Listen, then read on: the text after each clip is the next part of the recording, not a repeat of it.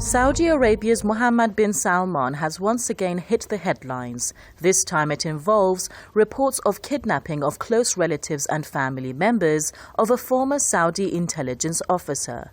Dr. Khalid Jabri has been hiding in Canada over fears of his life, but it has now emerged that Saudi authorities have kidnapped 4 senior members of his family, including 2 of his adult children.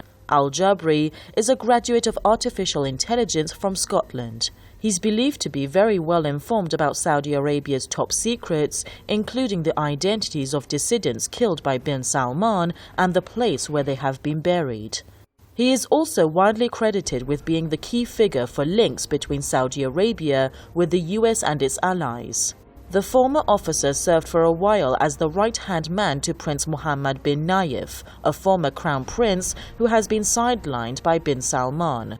Jabri also opposed bin Salman's war on Yemen. He feared that Saudi Arabia would be sucked into a costly and ill-fated conflict. It's like Dr. Saad al-Jabri, who used to be the gatekeeper of the Saudi's intelligence and organized all their kind of relationship with the Western intelligence, and he knows a lot. He goes and kidnaps his own kids to make sure he will silence him. It now appears that the kidnappings are aimed at ratcheting up pressure on Jabri in order to force him to return to Saudi Arabia. They also reveal unprecedented measures bin Salman is prepared to take in order to tighten his own grip to power.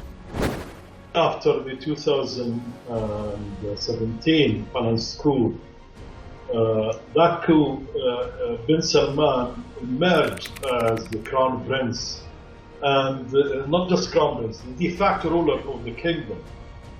And we witnessed after that, to strengthen his grip and power, he kidnapped and arrested many members of the Saudi family, famously one of them, the Walid bin Talal, under the cover of corruption.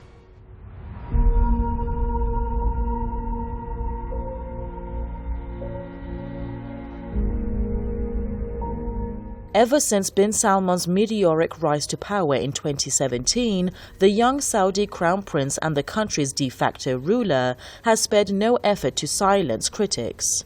The murder of Jamal Khashoggi, a dissident journalist in the Saudi consulate in Istanbul in 2018, revealed the extent of bin Salman's brutal mentality. The support bin Salman has enjoyed from Trump's regime in Washington appears to have emboldened Saudi prince to press ahead with his murderous intentions and brutal schemes.